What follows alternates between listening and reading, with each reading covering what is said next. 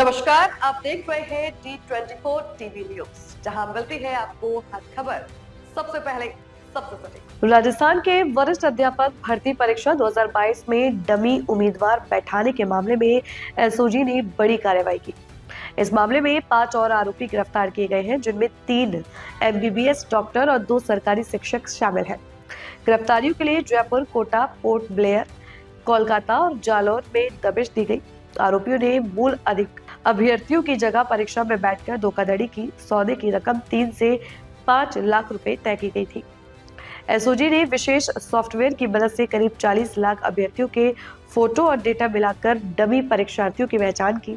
इससे पहले 12 मूल अभ्यर्थी, 9 डमी और 5 मध्यस्थ समेत कुल 26 आरोपी गिरफ्तार किए जा चुके थे।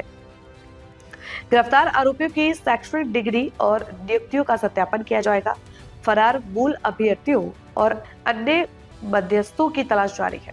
इस कार्रवाई से राजस्थान में भर्ती परीक्षाओं में हड़कंप मच गया है।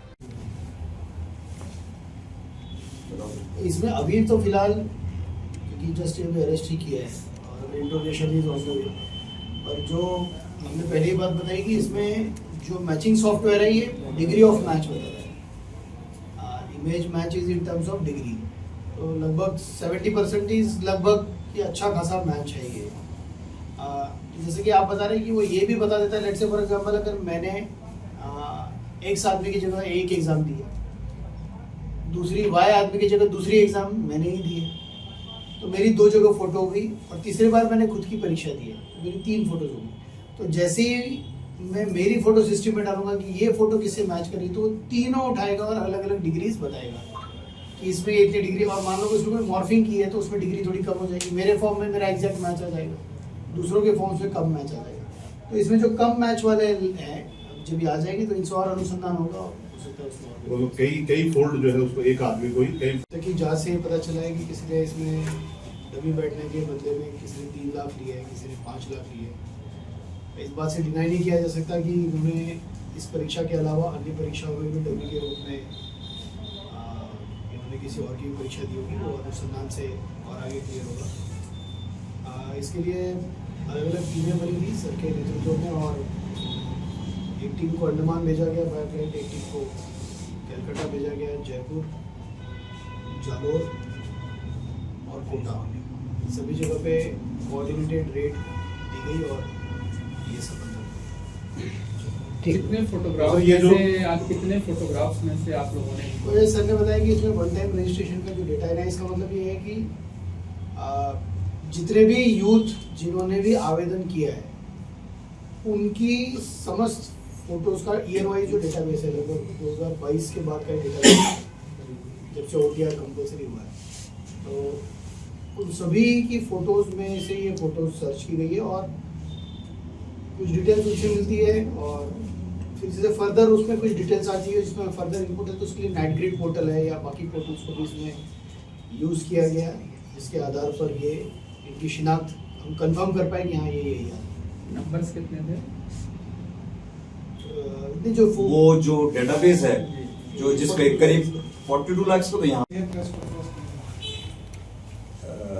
राजस्थान पुलिस की एसओजी की टीम, जिसमें महानिरीक्षक पुलिस श्री शरद कविराज, हमारे DIG साहब श्री परिश देशमुख व अनुसंधान अधिकारी Shri Prakash Sharma additional SP sir, उन्होंने बड़ी मेहनत करके जो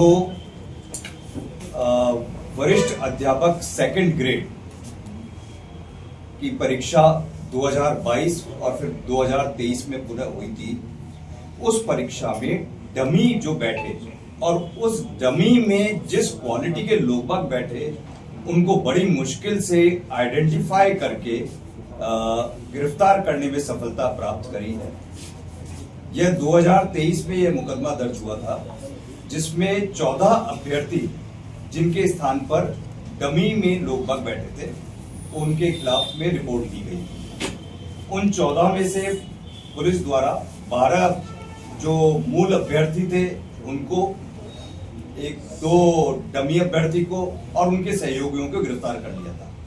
सबसे बड़ा चैलेंज जो एसओजी के सामने था वो ये था कि मात्र फोटो, सिर्फ आदमी की फोटो है, क्योंकि उस टाइम में क्या होता था कि जैसे आपको एग्जाम देने जाना है, आपका जो एडमिट कार्ड है, आप उस एडमिट कार्ड के ऊपर आपकी स्वयं की फोटो लगाएंगे, क्योंकि एग्जाम सेंटर के अंदर मात्र रोल नंबर जाता था, किसी का फोटो नहीं आती थी।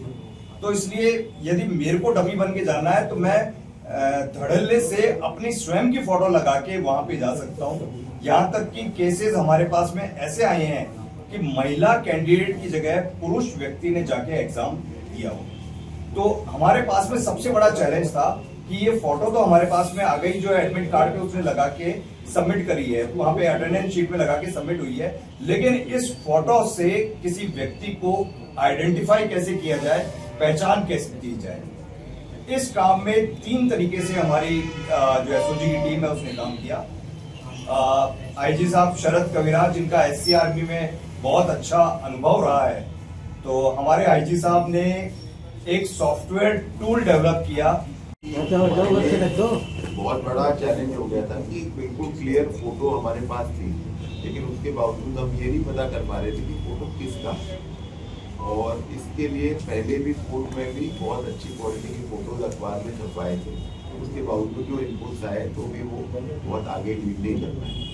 तो हमने फेशियल रिकग्निशन टेक्नोलॉजी को ओपन सोर्स से यूज़ करके DOIT के जो एक्सपर्ट हैं उनसे रिक्वेस्ट करी, DOIT से रिक्वेस्ट करी, तो पूरा डेटाबेस हमारे को फोटोग्राफ्स का अवेलेबल कराया गया, जिसके ऊपर की कई दिनों तक जो एल्गोरिथम है वो चली।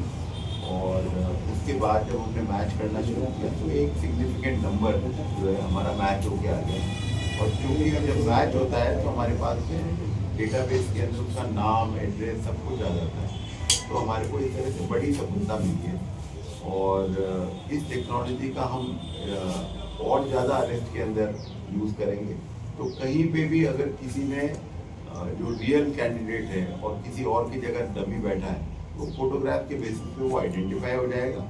और ये अब ऐसी टेक्नोलॉजी आ गई, बहुत रिलायबल है, बहुत अच्छी क्वालिटी मैच करती है।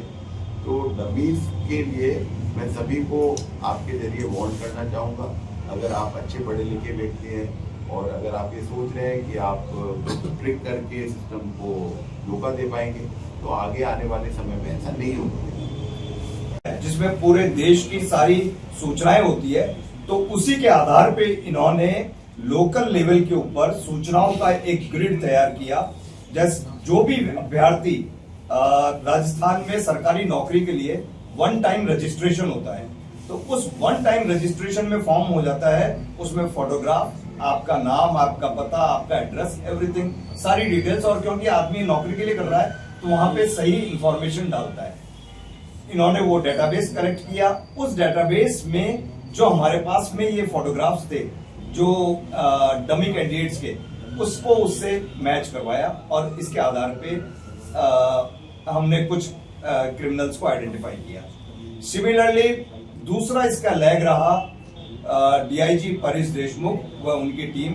इन्होंने टेक्निकल रूप से पूरे डेटाबेस जो नेटग्रिड है, हमारे ओपन सोर्स इंटेलिजेंस नेटवर्क होती है, रिवर्स फोटो इमेजिंग और रिवर्स फोटो सर्चिंग मैकेनिज्म, इन सारे तरीके से, प्लस एसओजी के पास में भारी संख्या में विभिन्न एग्जाम्स का डेटाबेस अवेलेबल है। उस सारे डेटाबेस के आधार के ऊपर इन्होंने मैच करते हुए जो काम एक तरह से भूसे में से सुई निकाल के ढूंढने जैसा था, वैसे पूरे इंडिया के फोटोग्राफ में से ये लोगों को आइडेंटिफाई किया। और तीसरी सबसे बड़ी मेहनत हमारे अनुसंधान अधिकारी श्री प्रकाश शर्मा ने किया।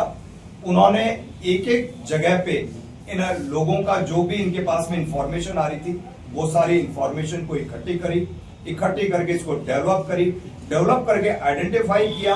और यहाँ तक कि ये जो लोग हम लोगों ने फोटोग्राफ के आधार पे, जो टेक्निकल आधार पे करे, इन सब की भी एक एक की लोकेशन आइडेंटिफाई करी।